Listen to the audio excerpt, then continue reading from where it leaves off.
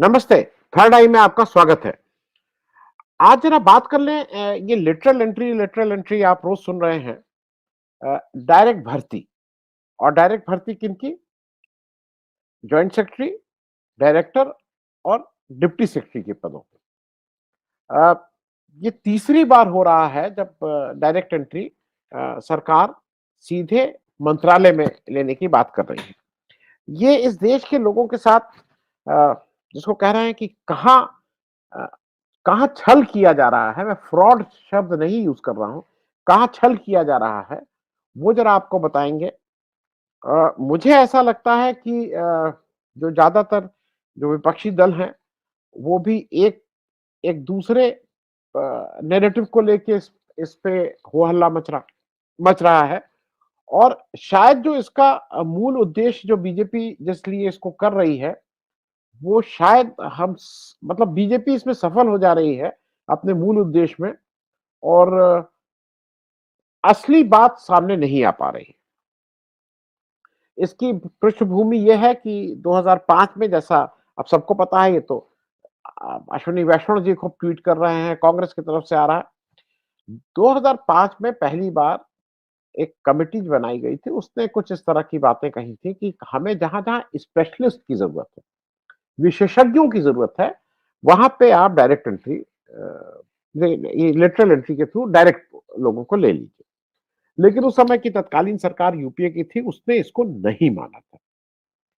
अ, और ये भी एक ध्यान रखिएगा कि उस समय देश के प्रधानमंत्री मनमोहन सिंह थे, जिन्होंने बहुत दिनों तक अ, वो लेटरल एंट्री वाले तो नहीं थे, लेकिन वो कहीं पढ़ाए, पहले पंजाब यूनिवर्सिटी पढ़ाए, फिर विदेश में पढ़ाए, फिर यूनाइटेड नेशन में काम किए और फिर वो सीधे चीफ इकोनॉमिक एडवाइजर, फिर आरबीआई गवर्नर, फिर प्लानिंग कमीशन, ये सब करते कराते वो आए थे। तो अ, वो उस पद पे बैठ के भी उन्होंने ये ये ठीक नहीं समझा कि देश की गवर्नेंस, ब्यूरोक्रेसी, उसके लिए इस तरह की लेटरल एंट्री की जरूरत है।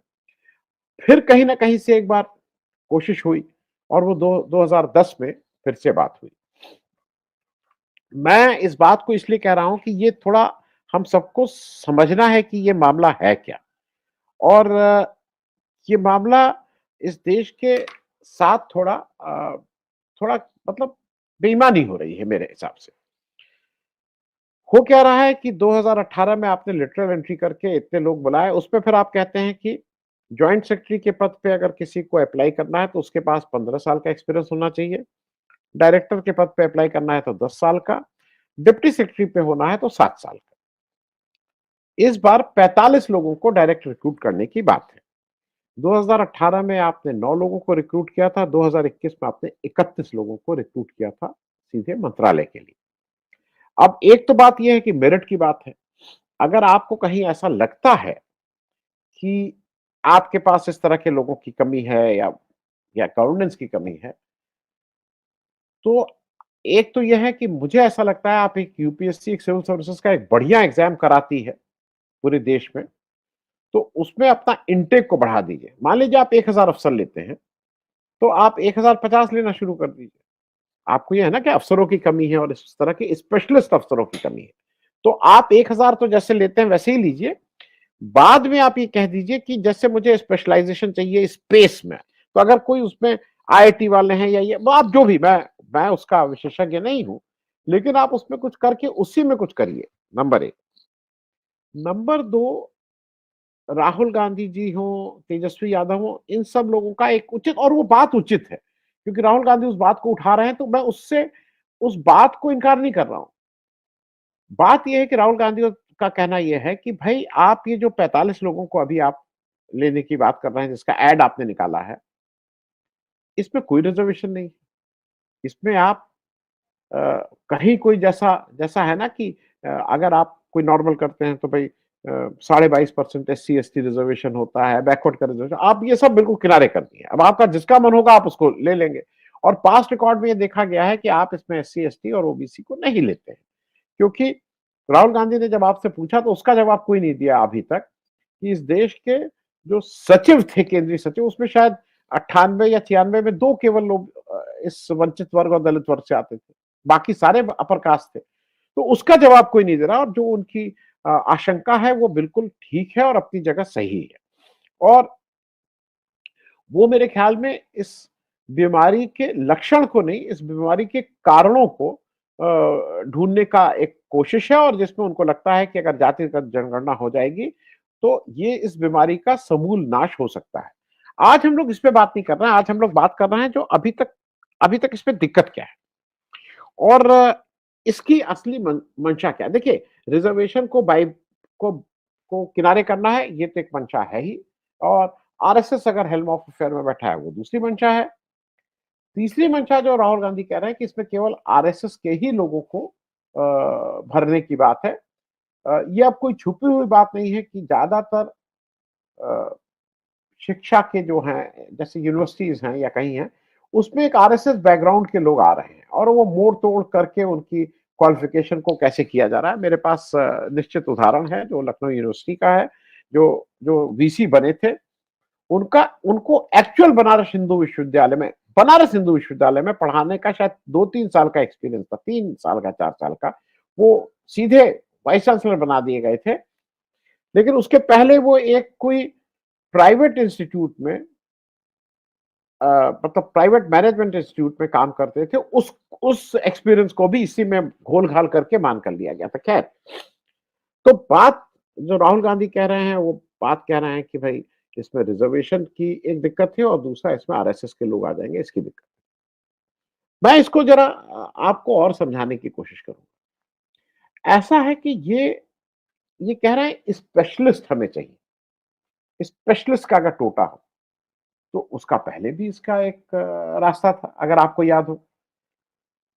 भाई मनमोहन सिंह आए तो थे ही ना, स्पेशलिस्ट थे, आर्थिक विशेषज्ञ थे, तो उनको र- रघुराजन राजन रघुराम राजन, ये सब लोग स्पेशलिस्ट थे। सरकार को लगता था कि, लगता है या लगता था कि इन पदों पे अभी नीति आयोग, बहुत से ऐसे उदाहरण मिल जाएंगे, नंदन नीलकर्णी, अ, वो जब आधार कार्ड आर्ट की बात चल रही थी, ये सारे लोग अपने अपने विषय के एक्सपर्ट थे।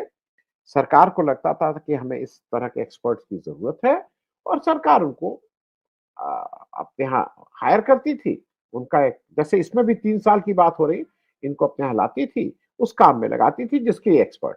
मनमोहन सिंह एक्सपर्ट हैं, भाई आप रिजर्व बैंक के गवर्नर होंगे। आप एक्सपर्ट हैं, आप प्लानिंग कमीशन के चेयरमैन होंगे। ये सारे तरह से काम चलते रहते थे, तो इसका प्रावधान था। लेटरल एंट्री में क्या खतरा है, इसको जरा समझ लीजिए। खतरा रिजर्वेशन का अपनी जगह है, उसमें कहीं कोई दो राय नहीं है। खतरा आरएसएस के लोगों को मनमानी ढंग से आने का है, उसमें कोई दो राय नहीं है। खतरा बिना किसी प्रॉपर एग्जाम और उसके आने का है, उसमें भी कोई खतरा नहीं। खतरा जो है वो मैं आपको बता रहा हूं। खतरा यह है कि ये सारे लोग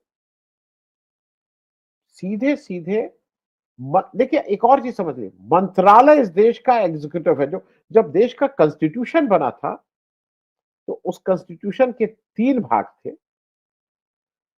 लेजिस्लेचर, जो जो विधान बनाएगा इस देश का, जुडिशरी, और एग्जीक्यूटिव। वो जो मिनिस्ट्री है, जो गवर्नमेंट है, वो मिनिस्ट्री में ये सीधे लोग रखे जा रहे हैं। Reserve bank of India ministry of finance के अंदर अंडर काम करता है। तो अगर आप रिजर्व बैंक ऑफ इंडिया में किसी को गवर्नर भी बना रहे हैं, तो वो मंत्रालय का हिस्सा नहीं है, वो इस देश की गवर्नेंस का हिस्सा नहीं है। ठीक है, वो बहुत इंपॉर्टेंट जगह बैठा है। मैं अपनी बात को और ठीक कर दूं। सेबी का chairman is not part of ministry. Ministry इस देश को चलाने वाले लोग हैं। तो आपको अगर स्पेशलिस्ट लाना है, तो आप बिल्कुल लाइए। आपको लगता है, किसी को भी लगता है भाई इस जगह आनी चाहिए, इस जगह यह है, ये बहुत टेक्निकल मामला है, आप गवर्नेंस में क्यों इन लोगों को लेके आ रहे हैं? क्योंकि गवर्नेंस में लाने के लिए इस देश में पहले से तय है, इस डेमोक्रेसी में तय है कि इस देश का विधान कौन बनाएगा। इस देश का विधान लोगों के द्वारा चुने हुए लोग, उनके द्वारा चुनी हुई सरकार बनाएगी, और जो जो लोकसभा, विधानसभा, इन सब में उस पर बातचीत होगी, और वहां पास होगा, वो विधान बनेगा। एक सिस्टम हमारे देश के संविधान ने बनाया हुआ है। देश को चलाएँगे कैसे? वो गवर्नेंस मॉडल है, वो एक मिनिस्ट्री होगा, मंत्रालय ऐसे-ऐसे करेगा और इसीलिए एक चीज़ समझ लीजिए, मंत्रालय केंद्र में होता है, मंत्रालय राज्य में नहीं होता है। कैबिनेट हरदम राज्य में डिपार्टमेंट्स होते हैं, विभाग होते हैं, मंत्रालय नहीं होता है। मंत्रालय is at union. Federal system को ज़रा समझने की कोशिश करिएगा, मंत्रालय केंद्र में है, राज्य में विभाग है। तो इन लोग क्या कोशिश कर रहे हैं जो जो जो मेरे हिसाब से जो ज़्यादा बड़ा खतरा है, इन लोग मंत्रालय को कहीं डिस्टर्ब कर रहे हैं। इन लोग मंत्रालय में लोगों की को लाने की बात कर रहे हैं। इस बार 45 लोगों को मंत्रालय में लाया जाएगा जो joint secretary deputy secretary director level पे इंडक्ट किया जाएगा। ये स्पेशलिस्ट होने की जरूरत नहीं है। कह रहे हैं उसको उसको उसको उसकी पैकेजिंग ऐसे कर रहे हैं कि लोगों को भ्रमित हो जाए। ये लोगों को भरमाने का काम कर रहे हैं। मैं फिर से इसको समझा दूं जो ज्यादा समझ मैंने मनमोहन सिंह जी का एक उदाहरण दिया आपको। मनमोहन सिंह जी को भी इस सरकार ने ये मानते हुए मंत्रालय का पार्ट वो कभी नहीं बने। इसलिए नहीं बने कि उस पर हमारा कंट्रोल रहेगा। माधवी बुद्ध जी के ऊपर इतना बड़ा आरोप लगा है लेकिन वो मंत्रालय का पार्ट नहीं है।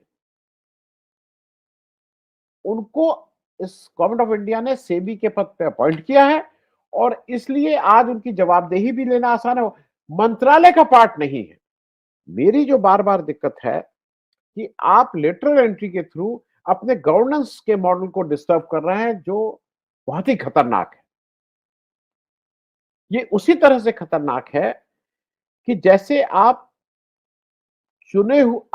मंत्रालय में चुने हुए प्रतिनिधियों की जगह जिसको आपका मन आता है कि ये इसको मैंने इनाम दिया, उसको वो मंत्रालय का पद देके आप राज्यसभा के थ्रू ले आते हैं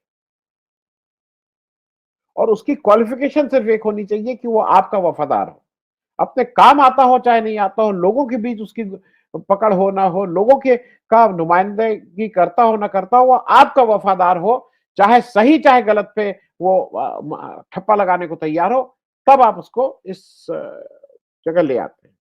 उसी तरह से जब आप मिनिस्ट्री को डिस्टर्ब कर रहे हैं तो इसका खतरा ये है।